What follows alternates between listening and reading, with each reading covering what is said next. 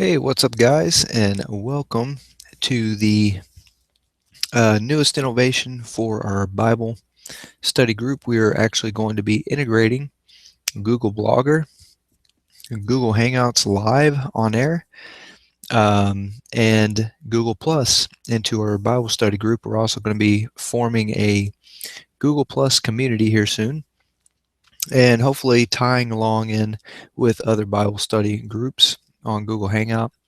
It's a great way to get traffic exposure for what we're doing. It's a great way to uh, kind of go on the flow, make things more convenient, and connect with each other within our community. So last time we went over in the last video, which you can see on the blog, we went over the entire chapter of Romans 1 in our study. Now we're going to be going into Romans chapter 2. Romans chapter 1 is very, very harsh, has a huge list of sins that Paul went over. And it was very blunt and very pretty much revealing that, hey, God is going to punish all of these sins that we all break, including himself. So bear in mind in this next chapter going into that, keep in mind that when he says he's going to be condemning judging, people judging, now notice he's going to be saying that basically you shouldn't judge because those who judge others for the sins um, that they also commit, they're going to have no excuse because they do the same thing and they know that it's the wrong thing to do by judging. Paul's teaching about judging agrees with that of Jesus in Matthew 7:1. Jesus did not condemn judging as such, but hypocritical judging, one who passes judgment. So you can point out God's law to people without judging them. Um,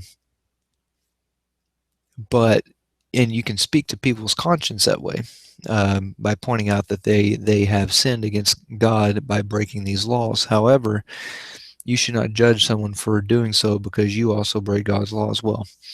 Um, it's up to God to judge, and this is what we're going to be going over in the first part of chapter 2 in Romans. Reading from the easy read version, ERV. You can get it at Bible.com. You can read along with me and take notes. I also read from time to time from the NASB and the NIV. Pretty accurate translations. You can even read from King James. It would pretty much be saying the same thing. If you're more traditional, you can follow along with your King James as well. It's basically going to be saying the same thing, just with terminology that majority of people can't understand, especially new Christians who do not know the literature as people who've been reading and brought up with the King James. So this is pretty much made completely easy. It's a Bible study for new beginners. Here we go in the book of Romans, chapter 2, verse 1. So do you think that you can judge those other people? You are wrong. You are guilty of sin. You judge them, but you do the same things that they do. So when you judge them, you are really condemning yourself. Verse 2 says, God judges all who do such things, and we know his judgment is right.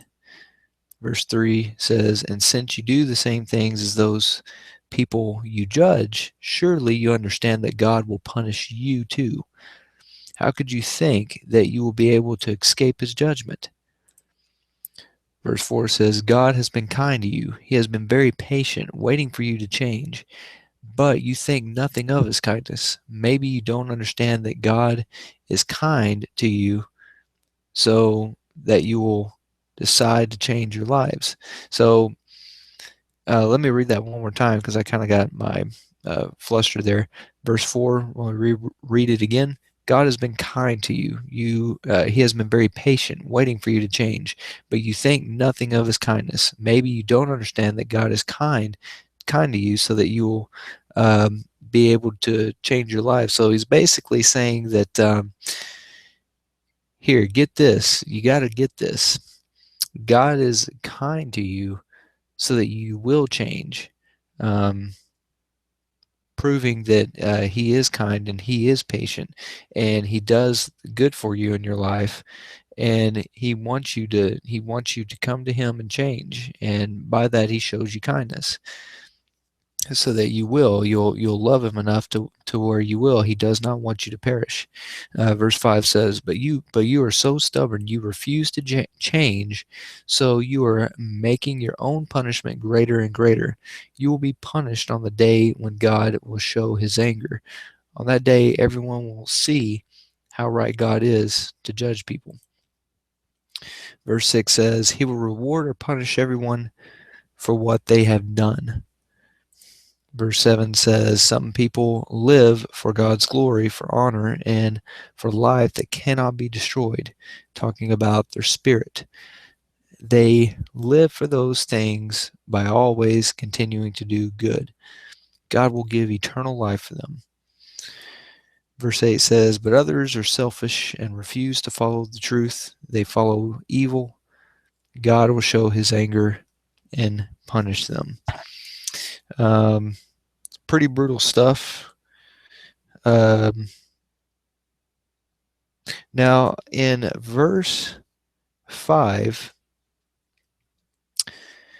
where it says, but you are stubborn, you refuse to change, so you are making your own punishment greater and greater. You will be punished on the day when God will show his anger.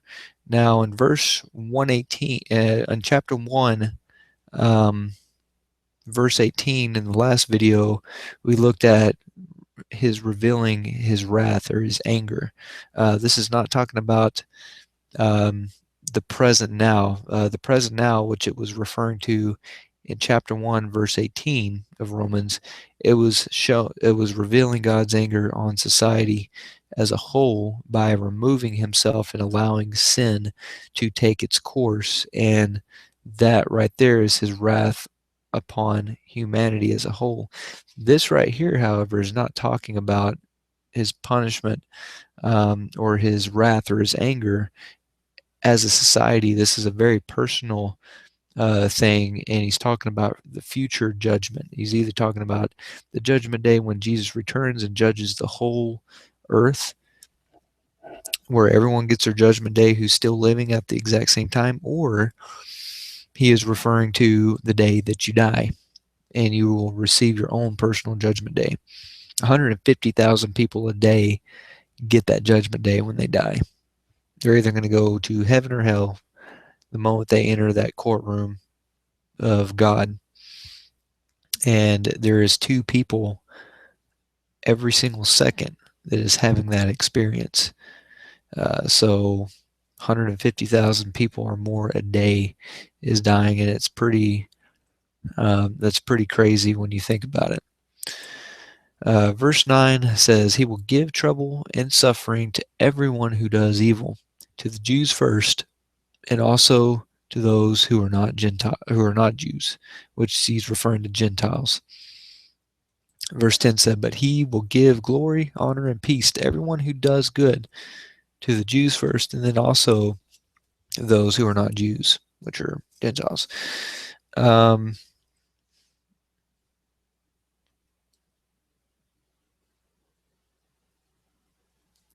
Verse 11 says, God judges everyone the same. It doesn't matter who they are. Verse 12 says, people who have the law and those who have never heard of the law are all the same when they sin. People who don't have the law and are sinners will be lost. And in the same way, those who have the law and are sinners will be judged by the law. Verse 13 says, hearing the law does not make people right with God. They will be right before him only if they always do what the law says. Verse 14 says, those who are not Jews, who don't have the law, but when they naturally do what the law commands without even knowing the law, they are the law on their own. They themselves are their own law. This is true even though they don't have the written law. The law is very universal, and that's what this is trying to say here. That's what Paul is trying to explain. By nature, We have a conscience. God gave us a conscience. People, let's say a tribe over in Africa, who have never seen any other society or never ever seen anyone other than their own little tribe. If they're living with their tribe, it's something deep down is going to tell that that tribe that murder is bad, rape is bad, stealing is bad, and lying is bad. Um, there may be they may do weird rituals such as sacrificing and killing each other as a ritual that may be very accepted in that society. However, that doesn't necessarily mean that they like it.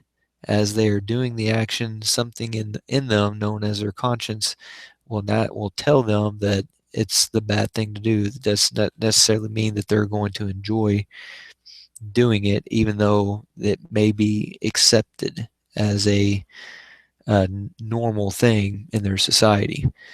The law is universal. It's naturally written on everyone's heart, and since you can either disobey the law if you have the law, the Ten Commandments, or you're going to disobey the law by disobeying and ignoring what your conscience is telling you what is right and what is wrong. So therefore, if you do that, you know that you're wrong. You know that it's wrong to do it, and you're not enjoying it deep down. You're not listening to that conscience that God gave you. You are breaking the law, and no one is with excuse at all. They will be judged based upon their conscience itself. No one has an excuse, even if they have never heard the gospel before, because God placed the law in everyone's hearts. So that's basically what that's trying to say. Verse 15 says, they show that in their hearts they know what is right and wrong, same as the law commands, and their conscience agrees. Sometimes their thoughts tell them that what they have done is wrong, and this makes them guilty. And sometimes their thoughts tell them that they have done right, and this makes them not guilty.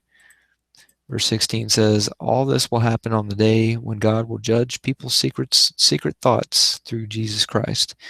This is the part of the good news that I tell everyone. Meaning you can be, if you know Jesus Christ, and you have a relationship with Jesus Christ, and he will actually pay your court fine on Judgment Day. Whenever your conscience, even if you don't know the Ten Commandments, and you have ignored your conscience and sinned against your own conscience, which is breaking God's commandments, deep inside, even though you've never seen God's commandments or heard it with your eyes or ears, you're still breaking them by sinning against your own conscience. And you will be judged based on that. If you do not know the Lord Jesus Christ and you don't trust in him, you don't have a growing relationship with him, or a relationship with him at all, then I'm sorry, but you will have to pay for your own court fine. No one else will pay it for you because no one can. They have to pay for their own themselves. The only person who can pay your court fine to get you out of the punishment of the prison of hell is if Jesus Christ pays for your payment, so that God can legally dismiss your court case and get into heaven. That way you can just walk out of the courtroom. Verse 17 says, what about you? You say you are a Jew. You trust in the law and proudly claim to be close to God. Verse 18 says, you know what God wants you to do, and you know what is important because you have learned the law. These Jews back then, they seen the act of worship to God as studying the law, and they seen that as an act of study, as an act of worship. Verse 19 says, you think that you are a guide for people who don't know the right way, a light for those who are in the dark. You think you can show foolish people what is right, and you think you are a teacher for those who are just beginning to learn. You have the law, and so you think you know everything and have all truth. Verse 21 says, you teach others, so why don't you teach yourself? You tell them not to steal, but you steal yourself. Verse 22, you say they must not commit adultery, but you yourself are guilty of that sin. Bear in mind that Jesus says in Matthew 24, if you even look at a woman with lust, you have committed adultery with her in your heart. And in the Ten Commandments, it says, thou shalt not commit adultery. In Exodus chapter 20, you hate idols, but you steal them from their temples. Idolatry is a little different. The sin of idolatry is basically creating or worshiping false gods. Most people today do that, especially when they don't have any knowledge of the Bible and they try to call themselves Christians. They do not want to stand up on God with the Ten Commandments because they know they've broken every single one of them. So if they don't put their faith and trust in Jesus Christ, they're screaming for some sort of security that they're going to get into heaven. So in order to comfort themselves, what they will do is most people will not read the Bible, and what they will do is they will create this false Christian God in their minds that lowers the standards of the God what's actually in the Bible, and they will depend upon their own goodness and kindness here on earth in order to get into heaven.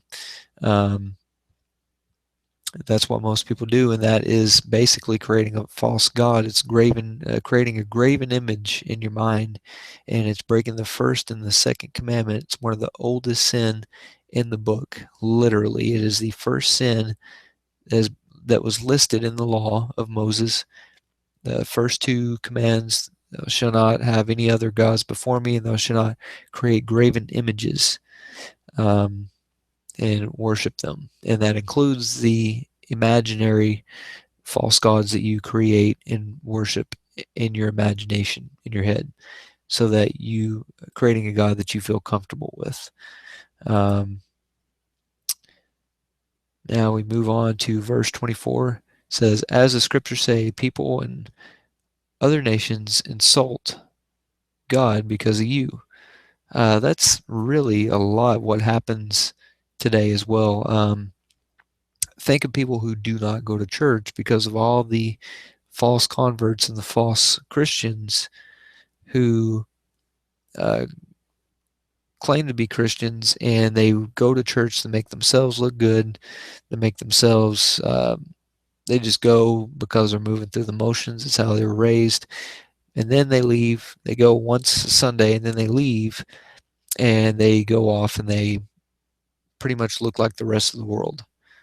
They don't look different. You're supposed to be holy if you are a true saint, and you're supposed to look and appear different than the rest of the world, and that's how the rest of the world knows that you are a real Christian. And most of the churches today are full with the hypocrites and people who do not look like Christians at all, but they claim they're Christians and they go to church, and they do not, and they go outside of the church walls, and they're no longer the church anymore. They go about worshiping false idols, graven images they've created in their head, and they look like the rest of the world. It looks no different whatsoever, and people do not go to church because they're looking at the people in the church and they're saying, wow, it doesn't look like it's doing any good for them whatsoever. Why would I want to go and be a hypocrite like them? So, as it says in the scriptures, it says that would happen. People in all other nations insult God because of you. Pretty harsh words from Paul here. Verse 25, if you follow the law, then your circumstances has meaning. But if you break the law, then it is as if you were never circumcised. Verse 26, those who are not Jews are not circumcised, but if they do what the law says, is as if they were circumcised already. Verse 27. You have the written law and circumcision, but you break the law. So those who are not circumcised in their bodies, but they obey the law, will show that they are guilty. Verse 28. You are not a true Jew if you are only a Jew in your physical body. True circumcision is not only on the outside of the body. Verse 29. A true Jew is one who is a Jew inside. True circumcision is done in the heart. It is done by the Spirit, not by the written law. And anyone who is circumcised in the heart by the Spirit gets praise from God, not from people. That concludes up to chapter 2. And we will be going over chapter 3 again here pretty soon. So hope you guys enjoyed. And I want to post this on the blog and see how fast it goes. See ya.